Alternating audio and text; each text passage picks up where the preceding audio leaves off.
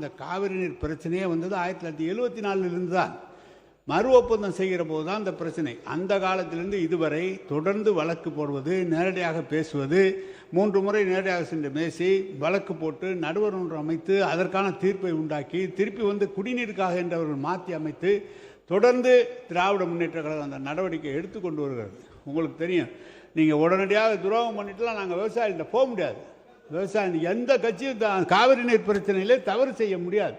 அவரவரால் முடிந்த அளவு அந்த நிகழ்ச்சியை எடுத்துக்கொண்டு இருக்கிறோம். நம்முடைய ஆஃபீஸர் அவர் இன்றைக்கு அமைச்சராக வந்திருக்கார், ஐஆர் ஆஃபீஸர். அவர் அன்றைக்கு பேசும்போது சொன்னார், நான் கீழ் மின்சாரத்துறை இருங்க, நான் சொல்லிட்டுல அதுக்கப்புறம் சொல்லணும். ஏங்க தம்பி கொஞ்சம் இருங்க அமைச்சர், அவர் நாங்கள் சொல்லிடுறோங்க, நாங்களும் அங்கே இருந்தாங்க. ஆனால் பேசுகிறத கேட்டுட்டு தாங்க பேசுவோம். ஏன் துடிக்கிறீங்க? எல்லாம் வயசு கம்மி, நல்லா துடிக்கிறீங்க நீங்கள். அதனால் யாரும் எந்த துரோகமும் யாரும் இழைக்க முடியாது.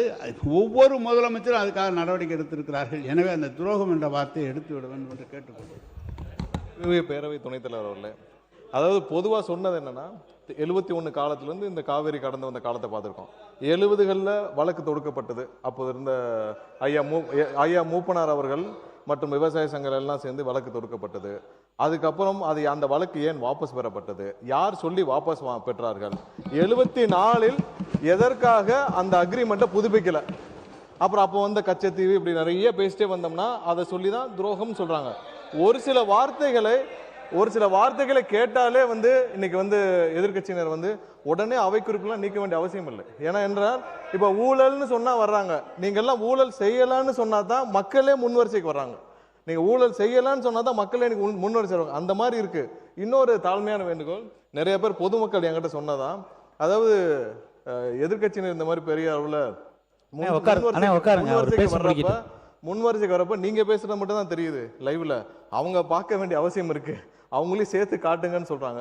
ஒருவேளை அந்த லைவ்ல ஸ்பிளிட் பண்ணி அவங்களையும் சேர்த்து காட்டலாம். ஏன்னா பொதுமக்கள் நிறைய பேர் அவங்க என்ன மாதிரி, ஏன்னா வெளியில பண்ற இதுகள் வேற, பட் உள்ளே அவர்கள் முன்வரிசைக்கு வர்றதையும் பொதுமக்கள் பார்க்கணும்னு ஆசைப்படுறாங்க.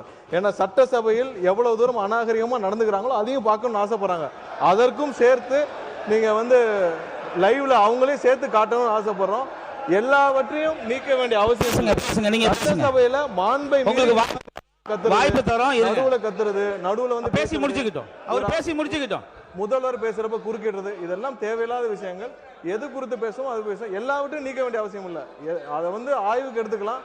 இதுல ஊழலோ துரோகமோ இதெல்லாம் வந்ததுதான். யாரும் இல்லாததெல்லாம் சொல்லல. மாண்புமிகு பேரவை துணைத் தலைவர் அவர்களே, என்ன வார்த்தை இது? பைத்தியம் மாதிரி பேசுறாங்கன்றாங்க. இதைத்தான் சட்ட அமைச்சர் சுட்டி காட்டுறாரு. உரிமையில் பேசுவது, வாடா போடா என்ன பேசுவது, இந்த மரபுக்கு விரோதமான வார்த்தைகளை பேசுவது, இதையெல்லாம் அவர்கள் தவிர்க்க வேண்டும்.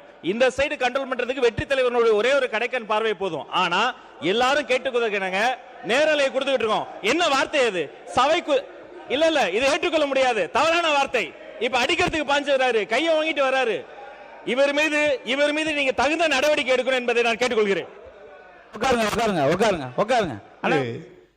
அமைச்சர் நிர்மல்குமார் எதை பேசினாலும் சபையை கிளப்பி விட்டுறீங்க.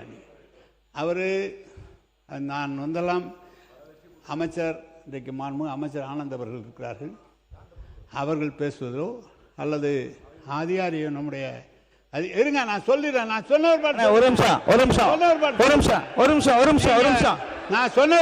உறுப்பினர் வரும்.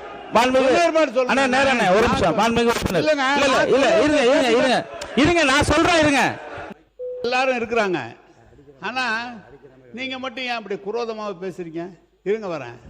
என்ன இருங்க வரேன். ஏன் பாய் இருங்க பாய், நான் இருங்க. என்ன அப்படி பேசுறீங்க? ஏன் அப்படி பேசுறீங்க?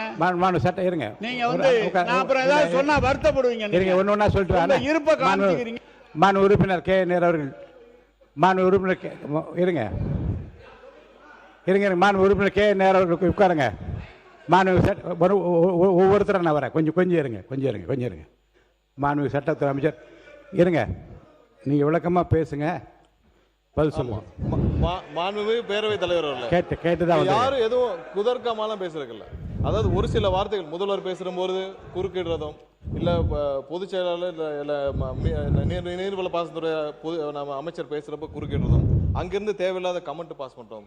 இது பொதுமக்களுடைய பொதுவான கோரிக்கை. என்னன்னா அவர்கள் வந்து அங்கேயும் பார்க்கணும்னு ஆசைப்படுறாங்க. இது பொதுவான கோரிக்கையை தான் நாங்கள் சொன்னோம் தவிர யாருடைய இங்க வந்து யாரையும் குதர்க்கமால பேசல. காவேரி விஷயத்துல இதே சபையில பல விவாதங்கள் நடந்திருக்கு. காவேரி விஷயத்துல என்னென்ன கடந்து வந்த பாதை பல விவாதங்கள் நடந்திருக்கு. 2007 வந்தது ஏன் 2013 வரைக்கும் கெசட்ல வெளியிடாம இருந்துச்சு. இது மாதிரி பல விவாதங்கள் நடந்துருச்சு. அதனால உடனே எல்லாரும் வந்து அதை நீக்க வேண்டிய அவசியம் இல்லை, ஆய்வுக்கு எடுத்துக்கலாம். மாண்புமிகு உறுப்பினர் கே நேரு அவர்கள். பேரவைத் தலைவர் அவர்களே, பேரவைத் தலைவர் நடுநிலையாக இருவரையுமே பேச சொல்லி அனுமதித்து வர கருத்துக்களை சொல்கிறார். ஒரு தவறான கருத்து என்றால் நீக்க சொல்கிறார். ஆனால் நேரடியான ஒளிபரப்பு இதில் நீக்கினாலும் நாங்கள் பத்திரிகையில் தான் வராமல் இருக்குமே தவிர நேரடியாக ஒளிபரப்பாயிரு.